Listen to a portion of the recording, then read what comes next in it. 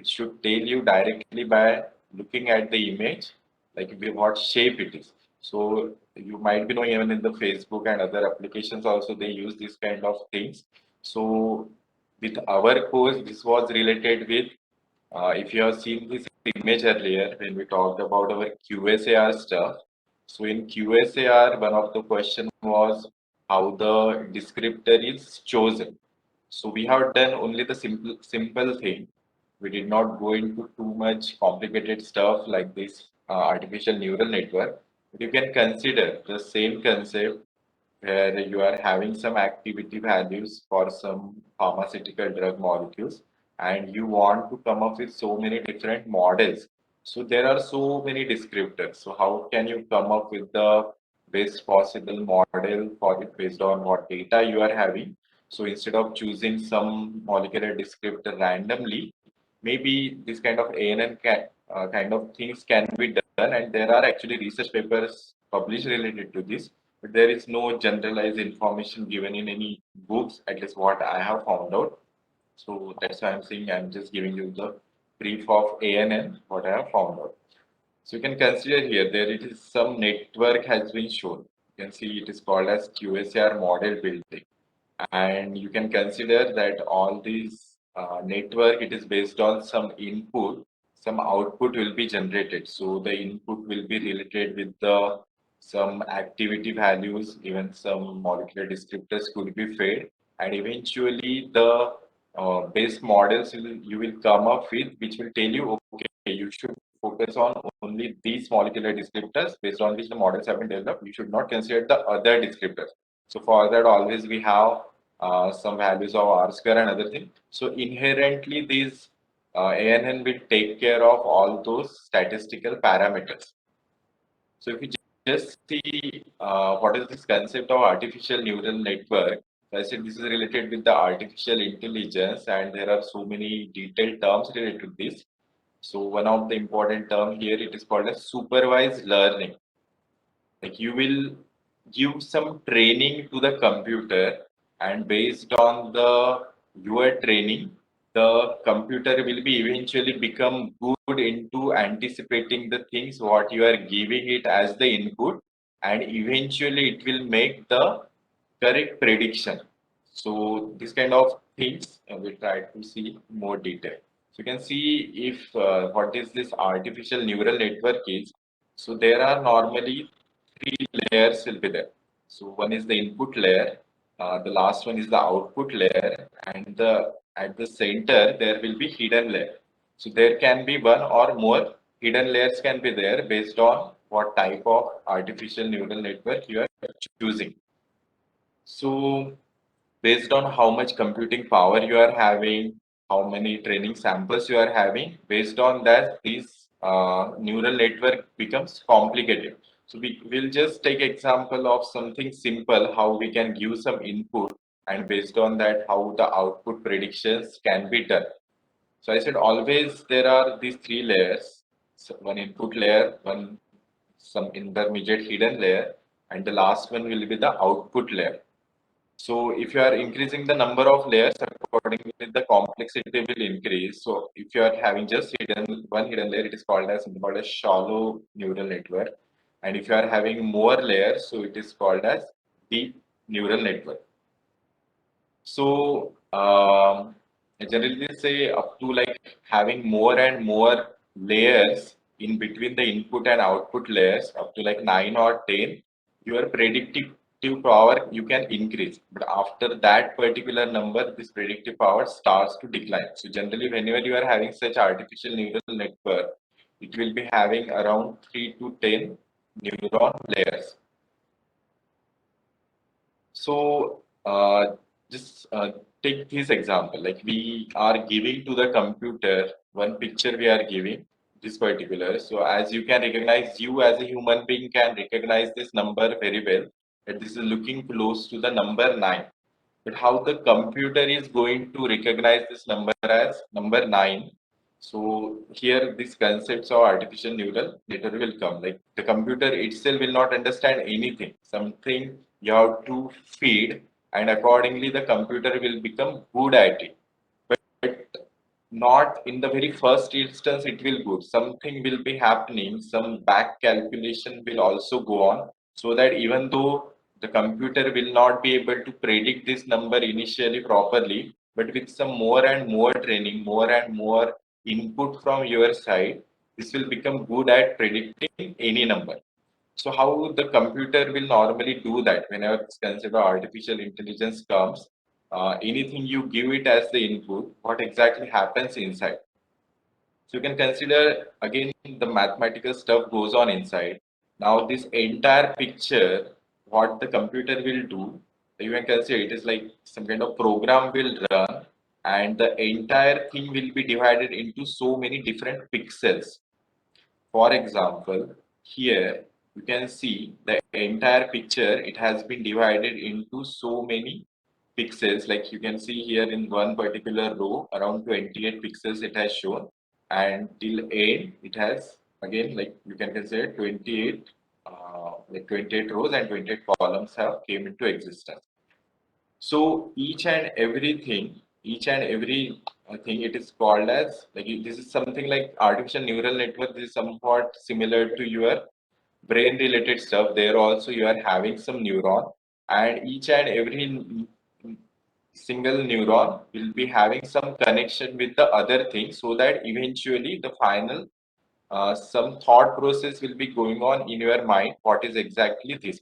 So this is based on how the one neuron, the set of neurons is being fired to the other ones, and accordingly how the final conclusion is being taking place.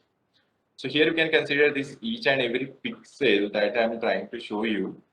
It is just something that holds a particular number. So here you can consider it holds a number between 0 to 1. So what it is saying, like everything has been divided into so many different pixels. So if it is finding out something in that particular region, if that pixel, you can consider each and every pixel, it will be based on some color. So that color will be, if something is there, it will be white color, or it could be grayish color if it is just faint, or if nothing is there, so it will be black color. So depending on how the color is there, the number will be assigned. So you will say, okay, if something is totally black, so assign it 0. If something is white in color, so you assign it as a complete number of 1.0. If something is intermediate, so accordingly like zero point 0.4 or zero point 0.2 value you can assign. So this entire thing, the assigning of the values to each and every pixel, this creates your input layer. Whatever the input layer I had shown to you earlier, this entire thing, whatever number of pixels you are going to have, this entire thing creates a first initial layer.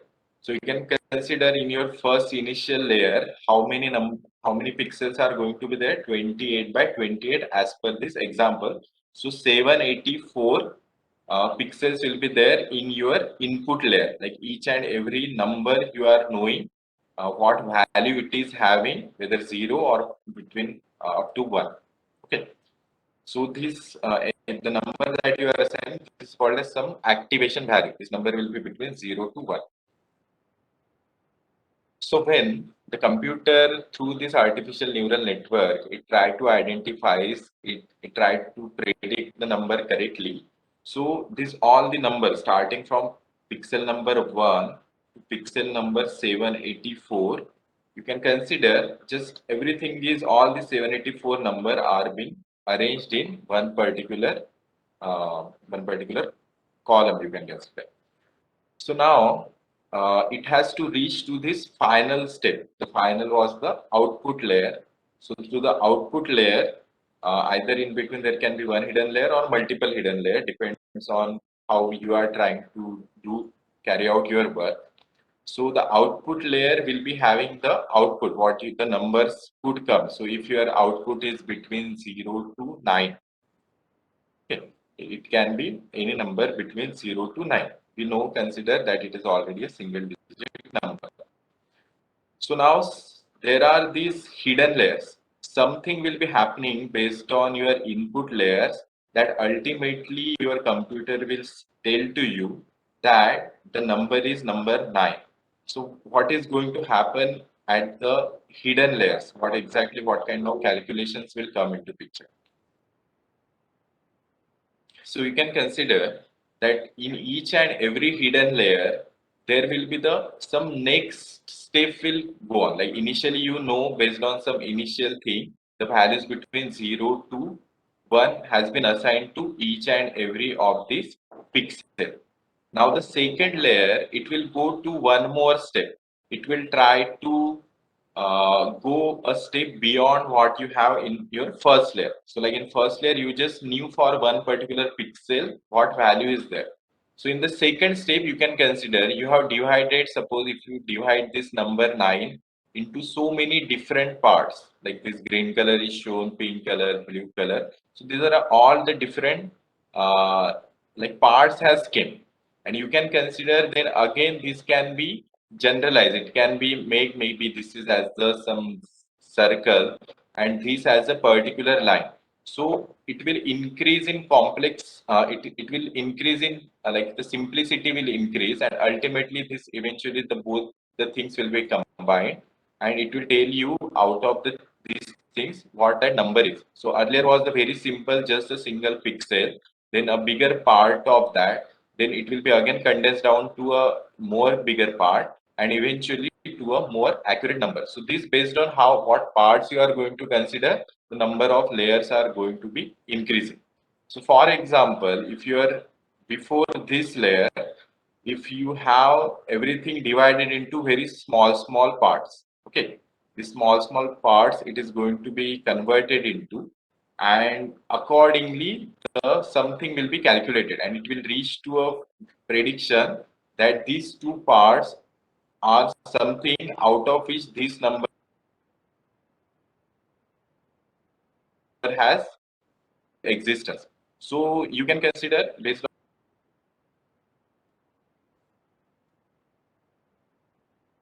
on again the part out of the 9, like the same thing apart. The 4 can be having the line similar to 9 and something like this.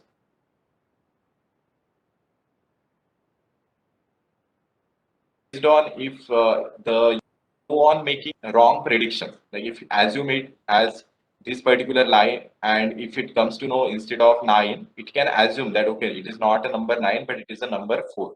So it can happen that with so many predictions, it can give you the wrong conclusion. So this is what needs to be trained. You eventually suppose your initially whatever the pixels has been given to you, and ultimately if it is finding out the wrong number, number 4, so you have to tell to the computer. So that is called as supervised learning. So it will be telling you this is not a number 4, but this is a number 9. So eventually it will adapt itself. There will be some kind of back propagation that will be happening, and eventually the program will become more and more accurate based on how you are taking into consideration all these different factors. So all these details are given in these slides. There are actually two good videos related to this. I just wanted to cover it a little bit. Then I don't know these things into too many details. You can follow these two YouTube tutorials. In the exams, I won't be asking you to talk about these things at least, but know for this first 5 and 6 slides, like what is exactly artificial neural network, what are the different types of this, and maybe you can just go through this example. If the artificial neural network has to be done, if you give some input, how it can ultimately lead to a final output. So whatever are the terminologies that are coming into here, based on the videos, you can try to learn it.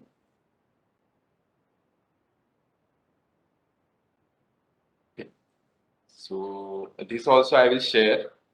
This is but for your self study. Whatever you if you follow this YouTube tutorial, there are like good animated videos are being given based on which you will come to know what are the concept related to this. And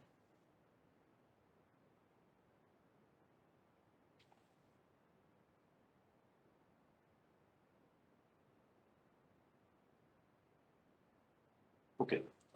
So who is going to present today? First group.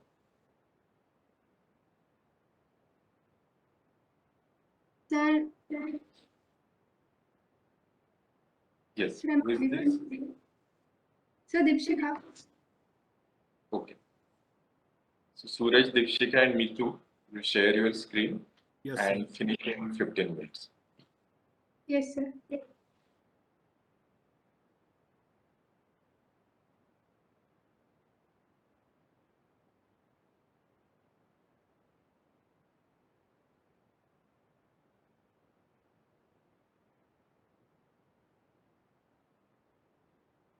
Okay, so good afternoon, everyone. Our topic is molecular fingerprints and use of unsupervised algorithm. So what we have done here is what we have found about what is molecular fingerprints and what are the methods we can use to find similarity between molecules. And we have used RDKit method and k-means clustering method to found similarity between Make it full molecules. screen.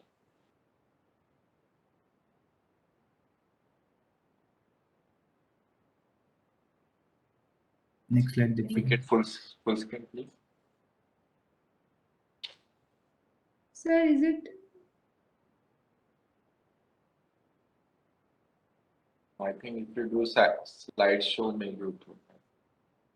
Yes. So our objective is to know about what is molecular fingerprints and what all the algorithms we have used to find similarity between molecules, and finally the visualization as the result of clustering as heat maps. Next slide. So what is molecular fingerprints? So for the chemical similarity or molecular similarity, that is which plays very important role in predicting the properties of chemical compounds and designing the chemical compounds with a predefined sets of properties, and especially in conducting drug design studies. So for calculating the similarity of two molecules, we use molecular fingerprints. Next slide. So basically, what is molecular fingerprints is it is a fixed length bit string where each bit represents a specific molecular substructure of a particular structure, which is featured as a substructure property. Next slide. So here we use Tanimoto coefficient. So what is Tanimoto coefficient? It is the most popular way to measure the similarity of molecular fingerprints. Uh, So in Tanimoto algorithms, we have A and B are the set of fingerprint bits in the molecule A and B, and AB is the set of common bits of fingerprints in both the molecule A and B. So Tanimoto coefficient ranges from 0, which means no similarity between two molecules, to 1, in which both the fingerprints are identical. Both the molecules are identical. So here are the categories. So which includes first category is data fusion of similarity coefficient. It includes the fusion of coefficients like cosine, Tanimoto, Silhouette coefficients, and etc. And second is non-iterative method, which we have done in RDKit method. And third is iterative similarity search, which we have done in k-means clustering. So from here, Suraj will tell about RDKit method. So Suraj, continue. so I'll explain about RDKit. RDKit is the Python library where you deal with the chemical data. It is one of the most popular toolkit that helps you to calculate similarities of molecules directly. So first, we installed RDKit library, and then we imported some libraries which were important in this project. Next slide. So we took a sample array in which we used some anti-malarial drugs like chloroquine, Malarone, and qualaquine. So just for representation, we displayed these the structure of these molecules using the draw method, and now pattern. So in this method, pattern is a method in which we can check if the substructure is available in that molecule. So here we have done R. So R represents ring. So if there's a ring in the molecule in the sample array, then it will show true. So we have done this, and then we displayed chloroquine again, which was at 0 in the array. Next slide, Dipshika. So we used get Morgan fingerprint as bit vector in chloroquine. So we used the number of bits as 1024. So now it gives us an array. We did that in data structure convert to numpy array. In that we get array where 1 is there. Like this was a binary, so 0 and 1. So where 1 is there, we will get that value in 1024. So this was the array in which we get that value. Next slide. So we then again we again showed here like what were the substructures of that array at which values. Next slide, Dipshika. So we did the same in again that Sonto Queen, and we did the same process again to get the bit vectors in which 1 was present. Next slide.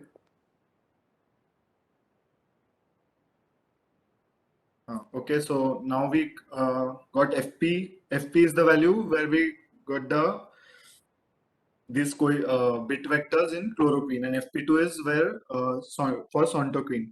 So there's a method called Tanimoto similarity in which we put two values, so FP and FP2. We get the Tanimoto coefficient as 0.66.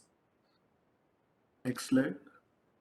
So the same case for Maloron. In this, we get the Tanimoto coefficient as 0.174. In the next slide, in this, I took a data set from PubChem that gave me 5,000 similar molecules. So we used a loop here and we compared every FP value with chloroquine. So we get every Tanimoto coefficient for every value with chloroquine. So we got that array, and then we displayed it with compound name and Tanimoto coefficient and the isosmile. So we can use this method to calculate tens of thousands of molecules at once only. Like we can calculate the Tanimoto coefficient with our sample data. Next slide.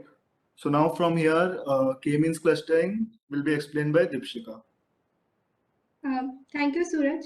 Am I audible? Yes, you're audible.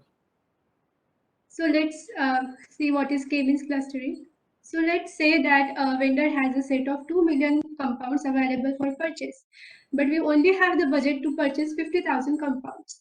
So how you are going to choose 50,000 compounds? So probably you are going to filter it by the means like seeing the functionality or undesirable compounds you are going to filter out, but still you are going to left with some 1.75 million compounds. So how do we find a somewhat representative subset of 50,000 compounds? So that's what we are going to see in the k-means clustering. So how does k-means clustering work?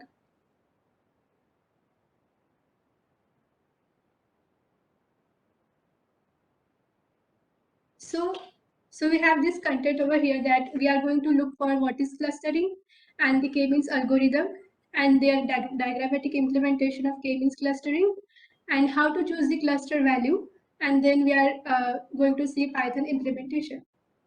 So basically what is clustering? The technique to segregate datasets into various groups on the basis of having similar features and characteristics is being called clustering. K-means algorithm. So k-means algorithm is actually a unsupervised learning. Like all you have a set of features, but you don't know the target variable or class or label. So we can underline the structure of that data in a data set, and we find the clusters in that data and make useful predictions.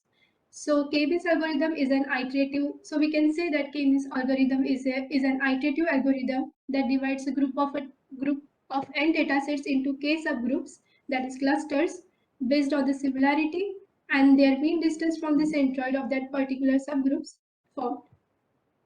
So these are the steps involved in the algorithm of k-means.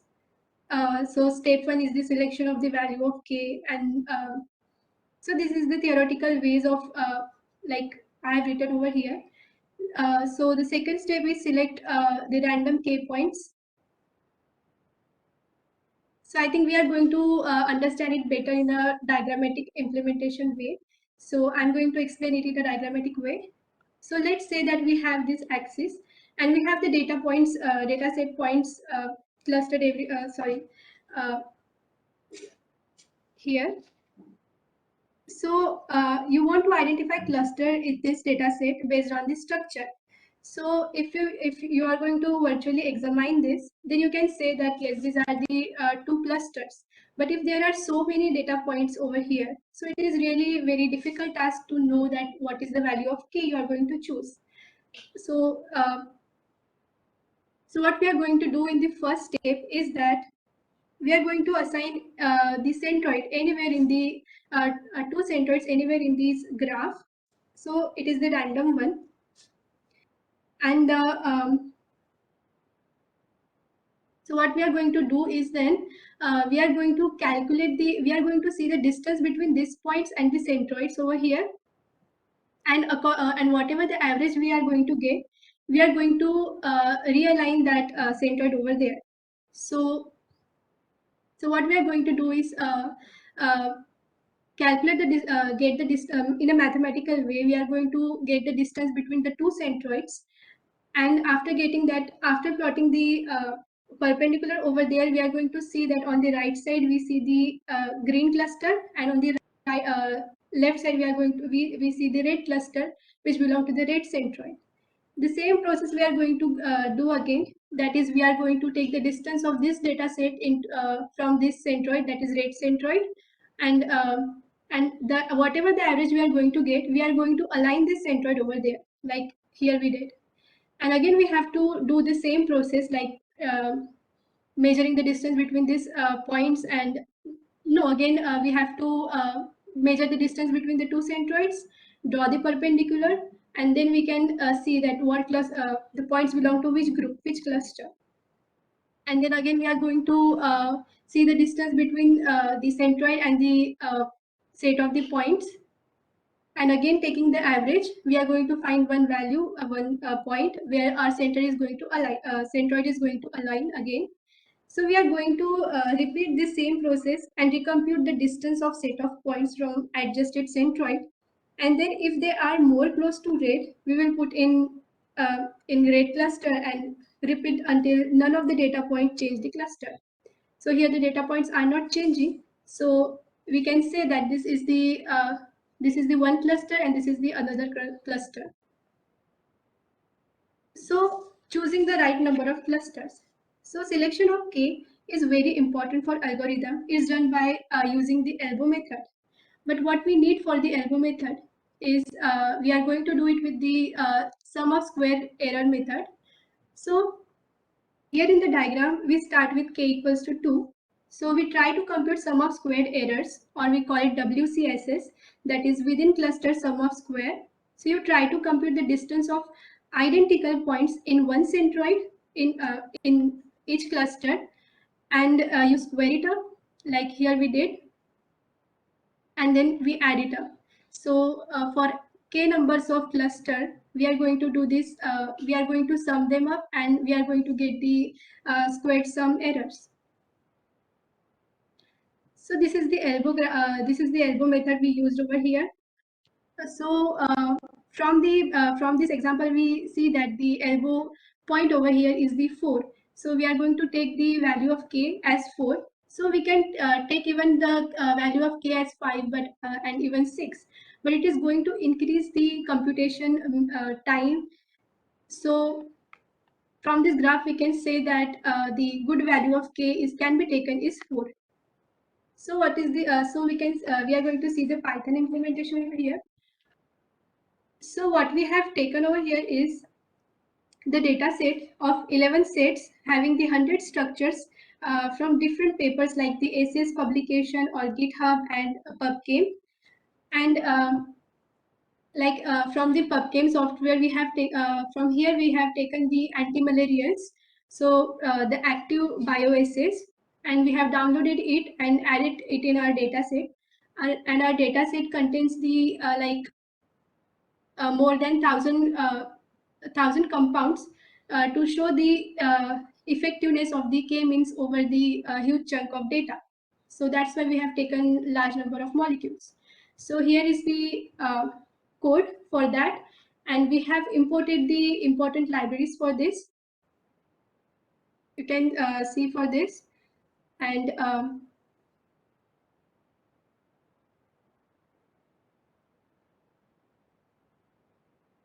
so from this code, where is that? Yeah.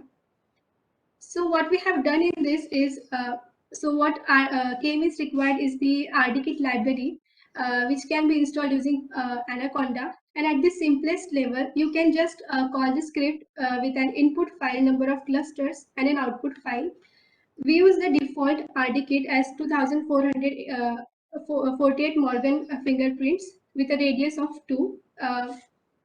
And we have given the range from 1 to 250 for the value of k. Over, I think we have done it over here. So we have mentioned the range from 1 to 250 for the value of k to get the good result. So, but when we plotted the graph between WCSS and k, then we got something like this, which actually we did not got any value of elbow for here from here. So, so what we did is we tried to calculate. We tried to find the rate of change of WCSS with respect to k value. Even at that time, we got this yellow color graph, which shows a lot of noise over here, fluctuates a lot. So it even this does not help help us in computing the value of k. So what we did is we we we use the moving average method. So what is the moving average method? It is the technical, like widely used technical indicator that smooths out the trends by filtering out the noise. So here we can see which is done by the black points over here. And from this average moving average method, we can see the elbow over here we got at the 50. So from here we computed that we are going to take the value of k as 50.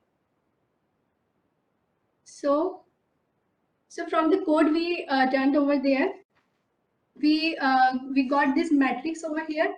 So in this matrix, like whatever algorithm we applied over there, we have given the targets in row and clusters in columns. So we have taken the targets like BRAF and A2A, COX1 and anti-malarial and CAPAS and all from the different websites and softwares like PubChem.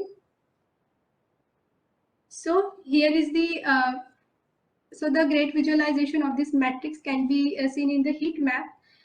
In order to reduce the visual noise in the heat map, so we have used the like np.nan numpy null value in the code. So what does this heat map shows? It actually on the y-axis we are seeing the targets like anti-malarials, CAPAS and all, and on the x-axis we are seeing the clusters like from 0 to 50. Like we computed the value of k as 50. So here, if we will examine this graph, we actually we got the when we inputted the Excel sheet, it was in the smiles from, that is smiles from, that is it was only having the string and the target name, which is I think we have mentioned over here. So so we only had the structure and the name of the targets or say the drugs. But in the output we got the CSV file, which also includes the number of clusters we got from the so from this we got the value of clusters also, that in which cluster does our smile string belongs. So even in this heat map, we can see that for anti-malarials, like 2% of molecules belong to the 2% of molecules belong to the third cluster, or we can say 28% of the molecules belong to the sixth cluster, and 21% of the molecules belong to the 14 clusters, and so on. So we can see this the entire heat map, and from this we concluded that like from this heat map that approx 130 data points belong to the sixth cluster. So we can say that it is there is very less variation we have in that cluster, in the sixth cluster, that is they are similar. And so what is so in the case one, if we know the value, if we know the target, then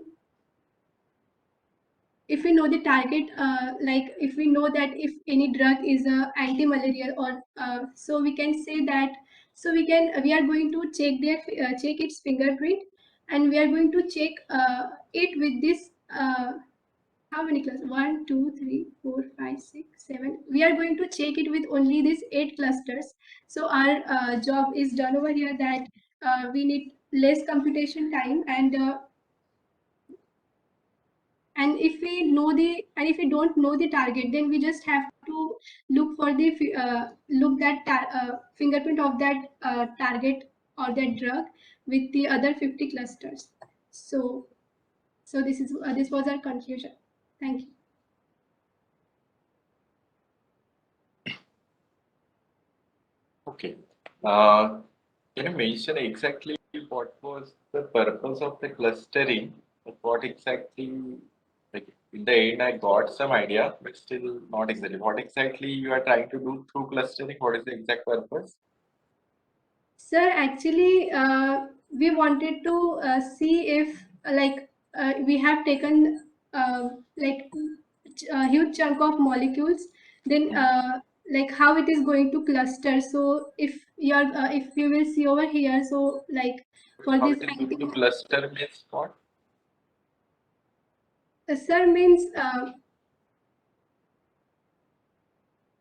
1 minute. So the idea of clustering is that we are going to cluster the similar structure compounds in one cluster. So it is because K-means clustering is an unsupervised algorithm. We don't have to provide any like a target or any class for that. So it is solely based on the structures of these Like milestones you we are, have. like you are saying, if you input any drug molecule, a single drug molecule, Yes. directly you will come to know from this heat map which kind of drug molecule it is. Is it what you are trying to convey? Sir, actually, what I have taken is the anti-malarials, like active bioassays from PubChem. So Okay. if we have, so if here we can see that 2% belong to the same cluster. That is, 2% molecules are similar to each other, and this 28 are similar in that one cluster, that is sixth cluster. So if we are bringing some new like drug or something, and we know that like it belongs to this group, like anti-malarial group, so we want to know that where we have to put it in this, like, so we just have to we just have to take that the fingerprint of that drug, and we have to check it with just 8 clusters. We don't have to look for the thousands of the like compounds available or the drugs available. Okay.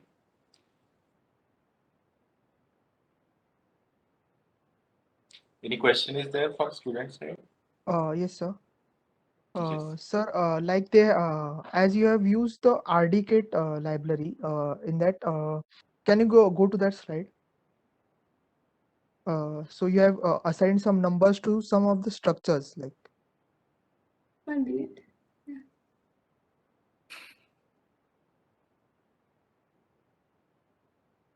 This one.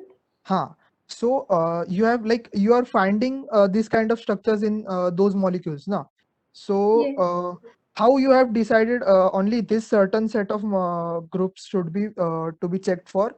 So is it predefined in that library, or you have to do something for that? No, it's predefined in that library. Like the Morgan fingerprint, wait, I'll tell you. So this get Morgan fingerprint as bit vector. So in this, it divides the molecule in bits. So if you mention 1024 bits, so it will divide it in 1024 bits. And then where that substructure is present, it will give that there will be a bit number, no? Like if the substructure is present at 5, then Okay. it will return us 5, then 10 or 18. So it will return this for every molecule. So in chloroquine, so this array which go to the previous slide, Dipshika.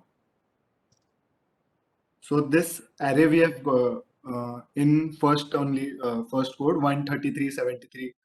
So these are the substructure present at this bit. So like for every molecule, we'll get this a certain number of bits. So then we will compare the common and then we'll get the Tanimoto coefficient. See, actually it is predefined, and if you will see over here, then the molecules that the molecule fragment is drawn with the atoms in the same position. So like as the original molecule, and the central atom is highlighted with the blue, and the so the yellow atom shows the that they are the aromatic, and the atom and the bonds are highlighted with the light gray over here. So this all is like, you know, is there in the library, the RDKit library. Okay. Any other question? Excuse me, sir. Hello? Yes. Who is this? Vignesh, sir. Sir, training. Yes, So, Vignesh. Yes, can you Okay, sir. So in the presentation, you have taken finally the K value as 4. So if the K value is like very much higher, how the heat map would be? Or if the K value is very much low, how the heat map would be? See, we are plotting the graph between some squared errors and K. So my voice is audible. Yes, Dipshika. Yes. See, we are plotting the graph between some squared errors and K. So here we can see that if the value of K is increasing, so the value of SSE is decreasing. So if, see, finally, initially we had the 11 set of points, like these are the 11 points over here. And it is showing the zero value over here at 11. That is, if every set of point becomes the centroid, then the SSE is like, then the error is going to be 0, because the every point is now the centroid. So what was your question, Kamali? Like how the, like if the K value is higher, how the heat map would be? See, if we are going to like from 4 to 5, no. If we are increasing the value of K, so I think I have to go to the heat map. See, the computation time will increase, and the we have to use a like what we say, because yeah, 1 minute. See, from this graph of like rate of change of WCSS versus K, we got the value of 50 as the good value for the algorithm. But if we are going to choose, we are going to What choose. is WCSS also? Can you explain? Yes, sir. The WCSS is the same sum squared error. It is the same thing, but we call it a WCSS in K-means. So it is the same thing as like this sum squared error. Fine. So, sir, if we see over here that the value of K here is 50. So if we are increasing the if we are taking the less value than 50, then we are going to get the if K value is very less, then lot of the points are going to come in the same cluster, even if they don't show the similarity, because we have not taken the right number of cluster. Or if we are going to take more number of clusters like 100 or 150, then there is the higher chances that we are going to get just the null value. Like here we got like this empty block we are seeing over here is the just the zero value. So we are going to get the reductant values. So it is of no use. That's why we have to choose the correct value of K, so that our computation time also decreases. and the computation becomes easy. Did you get what I explained? Yes. Okay. Fine, Dikshika. You can stop sharing the screen. Thank you, sir. Thank you, sir. Next group. Who wants to talk? Tejas, Pratik, Rinki, are you there? Yes. Yes, you can start. Those who want to, can do.